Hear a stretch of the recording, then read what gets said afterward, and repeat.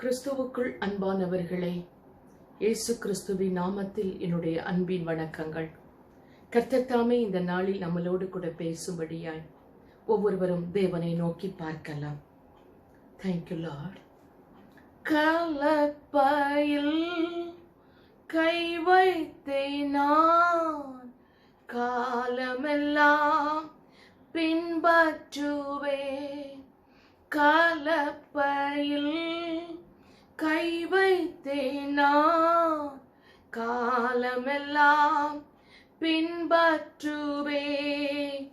எப்பக்கமும் சார்ந்திடாமல் உம் பக்கமே சார்ந்திடுவேன். எப்பக்கமும் சார்ந்திடாமல் உம் பக்கமே சார்ந்திடுவேன். இறங்கிடும் இறங்கிடும் தேவாவும் ஆவி ஊற்றிடும். இறங்கிடும் இறங்கிடும் தேவாவும் ஆவி ஊற்றிடும். ஜபத்திலே காத்திருப்பேன், ஜெயத்தையே சுதந்தரிப்பேன். ஜபத்திலே காத்திருப்பேன், ஜெயத்தையே சுதந்தரிப்பேன்.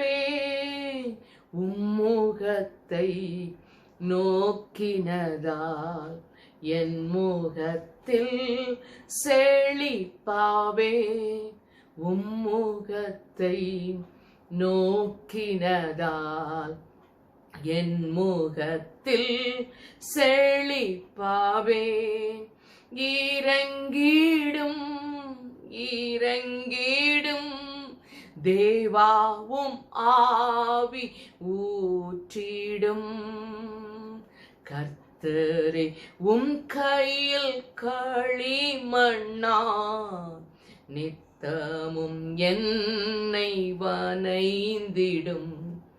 அற்பமான பாத்திரம் நான், சித்தம் போல் என்னை நடத்திடும். முற்றுமாய் என் தேவனுடைய கரத்தில் நீர் எங்களை நடத்த வேண்டும் என்று சொல்லி உமது விருப்பம் போல எங்கள் ஒவ்வொருடைய வாழ்க்கையிலும் நீர் கிரியை செய்வீர் என்ற நம்பிக்கையோடு உங்கள் நடுவில் நிற்கிறோம் அப்பா. ஆண்டவரே, உமது சமூகத்திற்கு வந்திருப்பது உம்மை நோக்கி பார்ப்பதற்கு நாங்கள் அருகதையற்றவர்கள் தான். ஆனாலும் உமது பிள்ளைகளாய் இந்த இடத்தில் நாங்கள் வந்து நிற்கிறோம். கர்த்தர் தாமே எங்களோடு கூட பேசுவீராக. இயேசுவின் நாமத்தில் ஜெபம் கேளும் எங்கள் நல்ல பிதாவே. எனக்கு அன்பானவர்களே, இன்றைக்கு தேவனோடு கூட ஒரு மனிதன் தன் வாழ்நாட்களில் இருந்து அந்த மனிதனை என் தேவன் எப்படியெல்லாம் அவனை காத்து கொண்டார், எப்படியெல்லாம் அவனோடு கூட இருந்தார் என்பதை நாம் பார்க்க போகிறோம். அந்த அனுபவம் நமக்கு தெரிந்த அனுபவமாய் இருந்தாலும் இன்றைக்கு ஆவியானவர் நமக்கென்றே பேசுகிற இந்த காரியத்தை சற்று தியானிக்கலாம். யோசேப்பு என்கிற ஒரு வாலிபனை எகிப்து தேசத்திற்கு கொண்டு போய் அங்கு இஸ்மவேலர் என்கிற ஜனத்தின் நடுவிலே 20 வெள்ளிக்காசுக்கு அடிமையாக விற்கப்பட்டான் யோசேப்பு. யோசேப்பை வாங்கினவன் யார் என்றால் எகிப்து ராஜாவின் பிரதானிகளின் அதிகாரிகளில் ஒருவனாகிய போர்த்திபார். இந்த போர்த்திபார் என்கிற அந்த அதிபதி வீட்டிலே யோசேப்பு அந்த அரண்மனையில் ஒரு வேலைக்காரனாக, ஒரு அடிமையாக அந்த இடத்தில் வேலைக்கு அமர்த்தப்பட்டான். அந்த யோசேப்போடு கூட அந்த போர்த்திபார் வீட்டிலே அந்த சிறுமைப்படுத்தப்பட்ட அந்த அடிமையின் ரூபத்தில் இருந்த யோசேப்போடு கூட கர்த்தர் இருந்தார். கர்த்தர் அவனோடு கூட இருந்ததினால் வேலைக்காரன் அதிகாரியின் வீட்டிலே வேலைக்காரன்களுக்கெல்லாம் வேலைக்காரனாய் மாறி போனான். கர்த்தர் அவனோடு கூட இருந்தபடினால் மற்ற வேலைக்காரங்களை கூட இருக்கும்போது இவன் வித்தியாசமாய் காணப்பட்டான். நம்ம எந்த சிச்சுவேஷன்ல இருந்தாலும், எவ்வளவு ஒரு தாழ்மையான நிலைமையில் இருந்தாலும், கர்த்தர் நம்மோடு கூட இருந்தா அந்த நிலைமையில கூட ஒரு வித்தியாசம் காணப்படும். அவன் ஒரு அடிமைதான். அந்த அடிமைகளிலே இவன் கொஞ்சம் வித்தியாசமாய் இருந்தான். ஏன் இப்படி வித்தியாசமா இருந்தான் அப்படின்னு கொஞ்சம் யோசித்து பார்த்தேன். பாருங்க, யோசேப்பு தன் தகப்பனுக்கு ஒரு செல்ல பிள்ளை, 11வது கடைசி மகன். அவனுடைய தகப்பன் ரொம்ப அதிகமாய் நேசித்தார். ஆகவே இந்த கடைசி மகனுக்கு பல வர்ணத்துல அங்கிகளை தைத்து அத அவனுக்கு கொடுத்தார். மற்ற பிள்ளைகளுக்கெல்லாம் அப்படிப்பட்ட ஒரு அங்கி தைக்கல, பல டிசைன்ல பல கலர்ஸ்ல ஒரு அங்கியை தைத்து அவனுக்கு கொடுத்தார். அவன் என்ன செஞ்சான் அப்படின்னா, அந்த செல்ல பிள்ளையாய் அவனை வளர்த்தார். மற்றவங்கெல்லாம் வேற வேலைக்கு போனாலும் இவன் மட்டும், மற்றவங்கெல்லாம் மற்ற வேலைக்கு பிள்ளைகள் அனுப்பப்பட்டிருந்தாலும் இவன் வீட்டுல செல்ல பிள்ளையா இருந்தனால இவன் ஆடுகளை மேய்த்து கொண்டு வீட்டிலேயே தங்கியிருக்கிற ஒரு பிள்ளையாயிருந்தான். இப்படிப்பட்ட அந்த கடைசி செல்ல பிள்ளையை தான் அடிமையாக தன் சகோதரர்களால் அந்த எகிப்து தேசத்திற்கு கொண்டு போகப்படும்படியாய் அந்த இஸ்மவேலர் வாங்கினார்கள். இது உங்களுக்கு தெரிஞ்சிருக்கும் தானே? எவ்வளவு ஒரு துக்கமான ஒரு காரியம். தான் கூட பிறந்த சகோதரனை கொலை செய்யணும்னு நினைச்சு கடைசியா வித்துருந்தாங்க. அந்த பாருங்க, அவன் கடைசி வரை அடிமையா இருக்கணும் அப்படின்னு நினைச்சு அடிமையாக தான் அவன் விற்கப்பட்டான். ஆனா வாங்கின ஆளு எகிப்து ராஜாவின் பிரதானிகளின் அதிகாரி.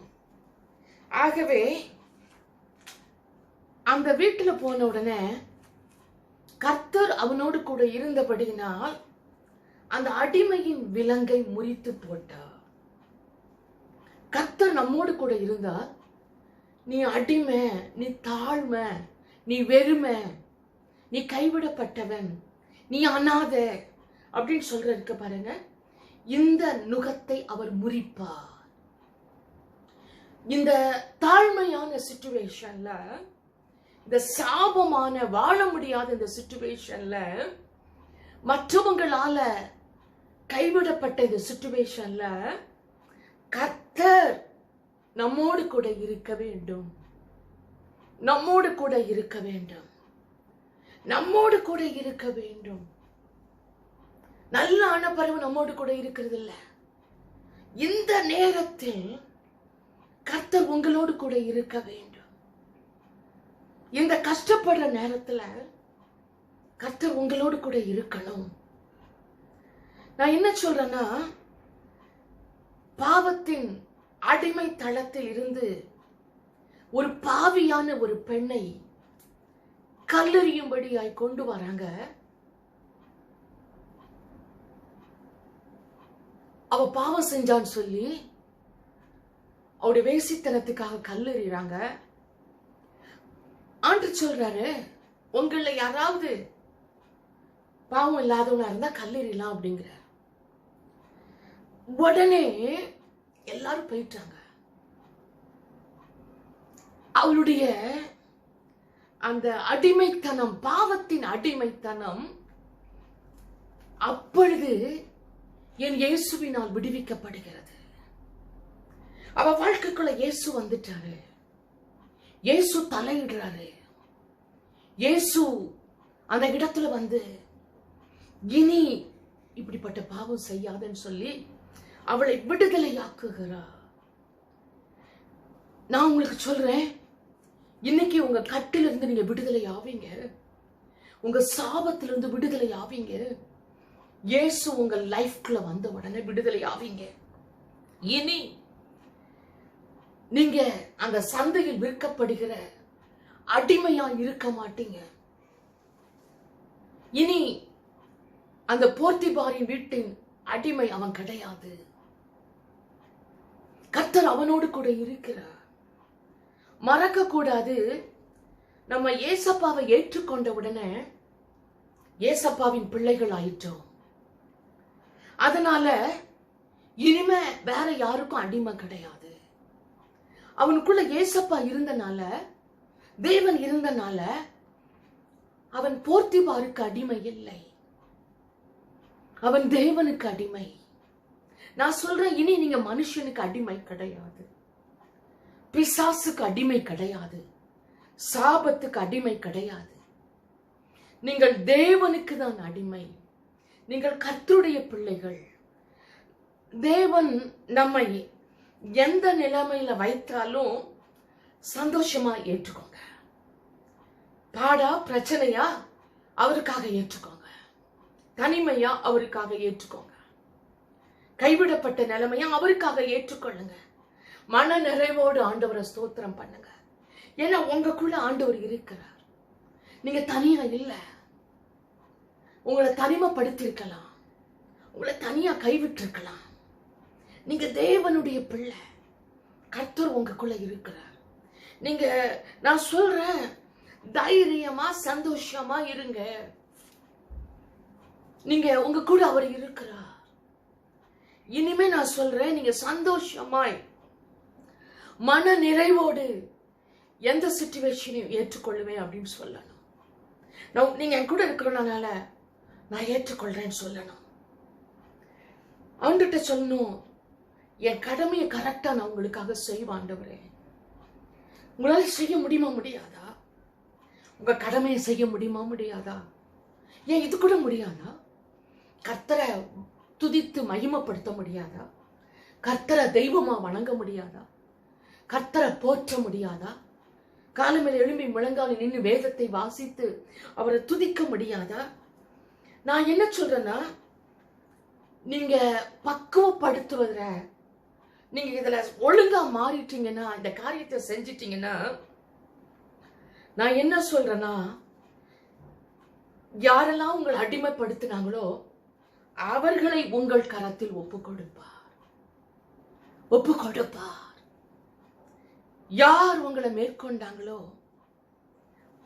அவங்க உங்க கிட்ட பக்கத்துல வர பண்ணுவா, உங்கள் இடத்தில் ஒப்படைப்பா. தயவு செய்து ஆண்டவரை நோக்கி பாருங்கள். ஆண்டவர் உங்களோடு இருக்கட்டும். ஆதியாகம புத்தகம் 39:2-3 சொல்லுகிறது, கர்த்தர் யோசேப்போடு இருந்தார். அவன் காரிய சித்தி உள்ளவனானான். அவன் எகிப்தியனாகிய தன் எஜமானுடைய வீட்டில் இருந்தான். கர்த்தர் அவனோடு கூட இருக்கிறார் என்றும் அவன் செய்கிற யாவையும் கர்த்தர் வாய்க்க பண்ணுகிறார் என்றும் அவன் எஜமான் கண்டான். எவ்வளவு ஒரு ஆச்சரியமான ஒரு செயல்! அந்த போர்த்திபார் வீட்டிலே தேவனால் உயர்த்தப்பட்டான். யோசேப்போடு கர்த்தர் இருந்தார்.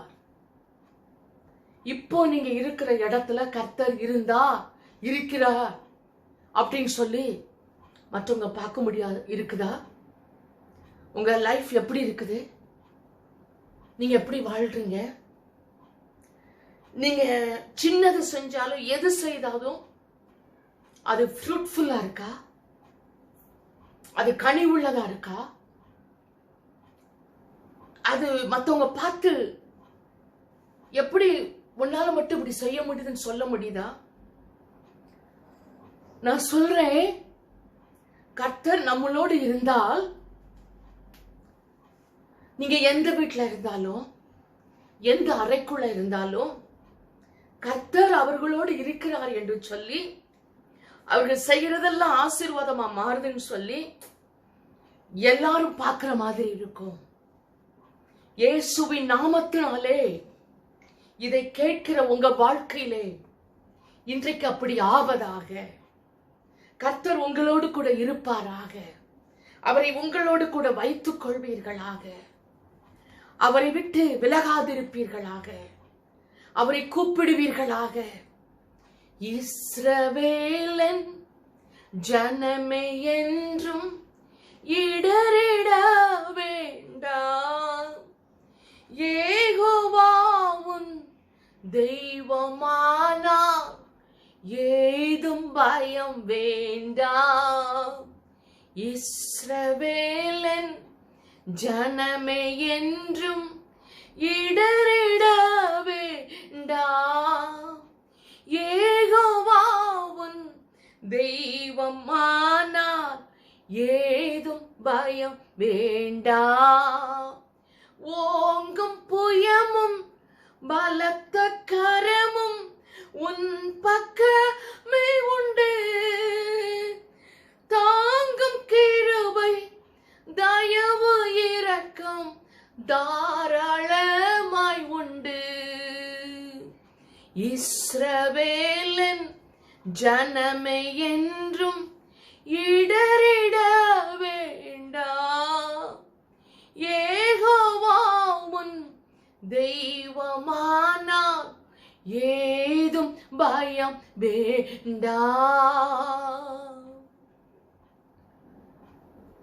யோசேப்போடு கூட கர்த்தர் இருந்ததினால் எத்தனை கஷ்டங்கள், எதிர்பாராத நஷ்டங்கள், தோல்வியின் பாதைகள், கண்ணீரின் பாதைகள், எது நடந்தாலும் தன்னோடு கூட தேவன் இருக்கிறபடினால் தன்னை காத்துக்கொண்டான். கஷ்டமானாலும் நஷ்டமானாலும் கர்த்தர் நம்மோடு கூட இருக்கிறாரா?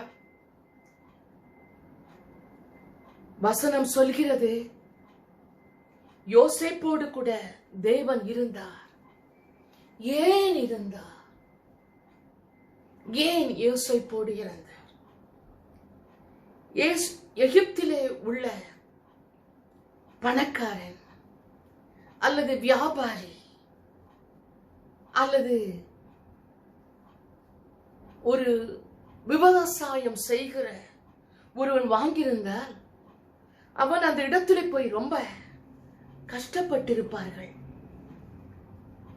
ரொம்ப கொடுமைப்படுத்தப்பட்டிருப்பார்கள். நான் சொல்றேன், அந்த பார்வோனை சுத்திகரிப்பதற்காக, அந்த பார்வோன் என்கிற அதிகாரியை தேவனண்டை கொண்டு வருவதற்காக யோசேப்போடு கர்த்தர் இருந்தார். எதற்காக நம்ம கூட ஆண்டவர் இருக்கிறார்னு நமக்கு புரியல. எத்தனை பேரை நம்ம மூலமா கர்த்தரிடத்துல கொண்டு வர போறாரோ தெரியல. எத்தனை பேருக்கு நம்ம ஆசீர்வாதமா மாற போறோமோ தெரியல. யோசேப்போடு தேவன் இருந்ததற்கு காரணம், பார்வோன் அதிகாரியிடம் போய் தேவன் இருப்பதை வெளிப்படுத்துவதற்காக. நான் சொல்றேன், ஆண்டவர் யோசேப்பை உயர்த்த விரும்பினார். யாருக்குள்ளலாம் கர்த்தர் இருக்கிறாரோ, யாருக்குள்ளலாம் என் தேவன் வாழ்கிறாரோ, அவங்க கட்டாயம் உயர்த்தப்படுவாங்க. அவங்க தோல்வி அடைய மாட்டாங்க. நிச்சயமாய் நீங்கள் உயர்வீர்கள். இயேசுவின் நாமத்தில் சொல்லுகிறேன். இதை கேட்கிற, இதை வாஞ்சிக்கிற நீங்கள் உயர்வீர்கள். பாருங்க, அந்த மோசே என்கிற அந்த குழந்தையை நதியிலிருந்து காப்பாற்றி பார்வோன் அரண்மனைக்கு என் தேவன் கொண்டு போனார். சாக வேண்டிய குழந்தையை காப்பாற்றி பார்வோன் அரண்மனைக்கு கொண்டு போனார். எதற்கு கொண்டு போனார்? அது தேவனுடைய திட்டம், அது தேவனுடைய ஏற்பாடு. எகிப்திலிருந்து வெளியே கொண்டு வருவது மக்களை வெளியே கொண்டு வர முடியாத ஒரு காரியம். ஆகவே எப்படி மோசேயை கூட கர்த்தர் இருந்தாரோ, எதற்காக காப்பாற்றினாரோ, அதே போலத்தான் யோசேப்பை கூட கர்த்தர் இருந்தார். யோசேப்பு ஒரு கனி தரும் செடி என்று வேதம் சொல்லுகிறது. ஒரு கனி தரும் செடி.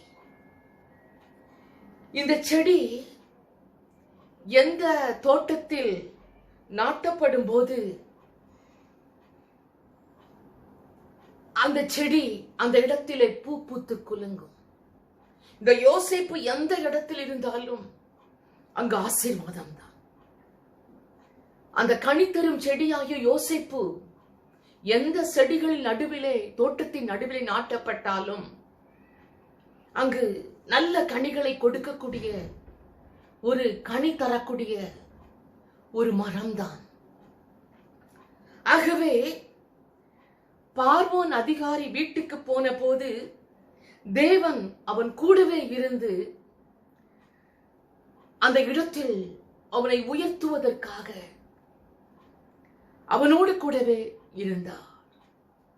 நீங்க ஒரு கனி தரும் செடி தெரியுமா? பரிசுத்த ஆவியானவரை வைத்திருக்கிற நீங்கள், பரிசுத்த ஆவியில் ஜெபிக்கிற நீங்கள், ஆவியானுடைய வல்லமையில் நிரம்பி இருக்கிற நீங்கள் ஒரு கனி தரும் செடி. நீங்க எங்க இருந்தாலும் நீங்க நல்ல நிலைமையில தான் இருப்பீங்க. நம்புறீங்களா? ஒருவேளை உங்க ஸ்டார்டிங் ரொம்ப ட்ரபிளா இருக்கலாம். ஸ்டார்டிங்ல உங்களுக்கு புரியாம இருக்கலாம். உங்களுடைய காரியத்தை குறித்து உங்களுக்கு வெளிப்பாடு தெரியாம இருக்கலாம். அடிமைதான் அவன், அந்த வீட்டில் அடிமைதான். அந்த வீட்டுக்கு விசாரணைக்காரன், எல்லா வேலைக்காரங்களையும் விசாரிக்கிறவன் அவன் தான். அவன் ஒரு அடிமை தாங்க. ஆனா அதுலயும் த பெஸ்ட், எல்லாரையும் வேலை வாங்குறது, எல்லாரையும் கவனிக்கிறது. அவன் குற்றவாளியாக அல்ல, குற்றவாளிகளுக்கு தலைவனாக அவனை நியமிக்கப்பட்டிருந்தது. அவன் அந்த இடத்துல, நான் எங்க அப்பா வீட்டுல எப்படிலாம் இருந்தேன், அப்பா எப்படி என்னை அன்பா பார்த்துக்கிட்டாரு, அம்மா இறந்த பிறகு கூட எப்படி ஆண்டோர் கூட என்னை வளர்த்தாரு, அதெல்லாம் நினைச்சு அவன் முறுமுறுக்கல. அவன் தகப்பன் ஆண்டவருக்குள் அவனை வளர்த்தபடினால்தான் அவன் தெய்வ பக்தி உள்ளவனாய், தெய்வ பயம் உள்ளவனாய், கர்த்தரோடு கூட வாழக்கூடியவனாய், தேவனுக்காய் எதையும் ஏற்றுக்கொள்ளக்கூடியவனாய் இருந்தான்.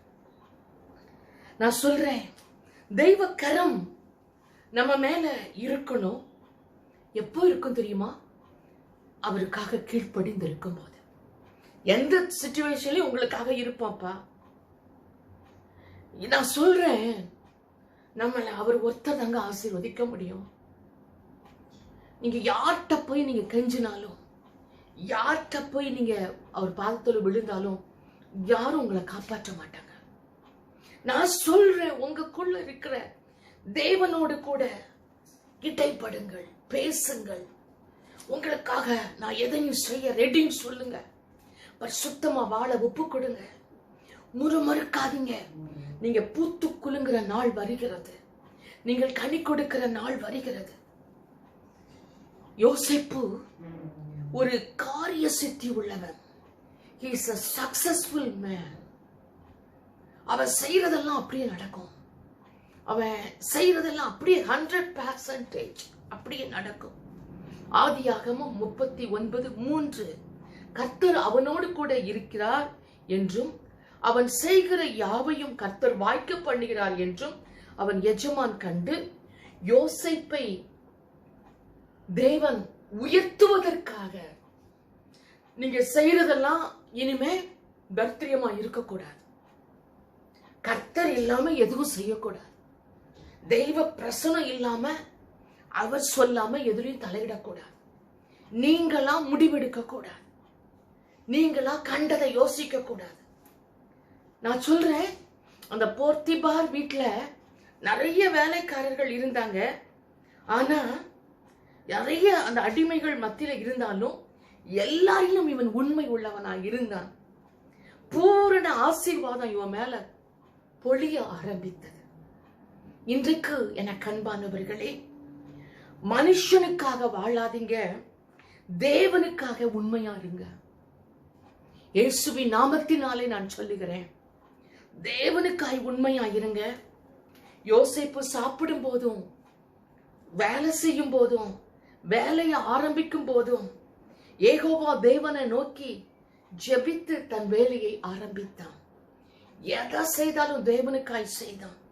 யோசேப்பு செய்த வேலைகள் மற்றவங்க செய்ததை காட்டிலும் நேர்த்தியா இருந்தது. எல்லாரும் கேட்டாங்க, நீ மட்டும் எப்படி இவ்வளவு நேர்த்தியா செய்யற? நீ செய்யறது மட்டும் எப்படி எல்லாம் நல்லா நடக்குது அப்படின்னு சொல்லி அவன் வழிபடுகிற கர்த்தருக்கு அவங்க பயந்தாங்க. அவன் ஜெபிக்கிற, அவன் வேண்டுகிற, அவனோடு கூட இருக்கிற கர்த்தருக்கு பயப்பட்டாங்க. அதனால எஜமான் யோசேப்பின் தேவனை, அவருடைய வேலைக்காரர் மற்ற எல்லாவற்றையும் வாய்க்க பண்ணுகிறார் என்பதை கண்டுகொண்டார். இன்றைக்கு நான் சொல்லுகிறேன், நீங்க செய்யறது இனிமே கர்த்தர் உங்களோடு கூட இருக்கிறார், நீங்க காமிக்கணும். இந்த செய்தி நாளைக்கு மீண்டும் தொடரும். இது முடியவில்லை. இன்றைக்கு இந்த செய்தியை கேட்கிற நீங்கள் உங்களோடு கூட ஆண்டவரை வைப்பதற்கு, உங்களோடு கூட அவர் இடைப்படுவதற்கு, அவர் இல்லாம இருந்தீங்கன்னா, தனியா இருந்துட்டு இருந்தீங்கன்னா, துக்கத்தோடு இருந்தீங்கன்னா, உங்க லைஃப ஏன் வாழ்ற நினைச்சு கவலையோடு இருந்தீங்கன்னா, இன்னைக்கு நான் சொல்றேன், கர்த்தரோடு கூட இணைவதற்கு வழியை பாருங்க, தேடுங்க, முழங்கால் படியிடுங்க, மண்டியிட்டு செய்த பாவத்தில் அறிக்கையிடுங்க. உங்க சிச்சுவேஷன் மாறப்போகுது. கர்த்தர் உங்களோடு கூட வரப்போறார், உங்களை அபிஷேகம் பண்ண போறார். அவரை ஸ்தோத்திரம் பண்ணுங்க. நீங்க எனக்கு வேணும், நீங்க என்னோடு இருக்கணும், எனக்கு யார் இல்லாட்டாலும் பரவாயில்ல, ஏசப்பா நீங்க என்னோடு இருக்கணும், என் பாவத்தை மன்னிங்க, எனக்காய் சிந்தின ரத்தம் என் மேல ஊற்றப்பட்டு என்னை கழுவுங்க, நான் உங்க பிள்ளை, என்னை ஆசீர்வதிங்க, என்னை கைவிட்டுறாதீங்க. ஆண்டவரே, ஆண்டவரே என் கூட வாங்க, என் உள்ளத்துக்குள்ள வாங்க, நான் இப்பமே நான் உங்க பிள்ளையா மாறுறதுக்கு என்னை ஒப்பு கொடுக்கிறேன். இனி நாங்க உலகத்துக்கு இல்ல, நான் உங்க வார்த்தைக்கு கீழ்ப்படிவேன், தெய்வ சித்தம் செய்வேன், மன போல வாழ மாட்டேன், பாவத்திலிருந்து நான் விலகிறதுக்கு ஒப்பு கொடுங்க. Thank you lord, thank you lord, thank you lord. கேட்பீங்களா? இன்றைக்கே ஜெபிங்க. ஜெபித்து ஒரு ஜபாவியை பெறுங்க.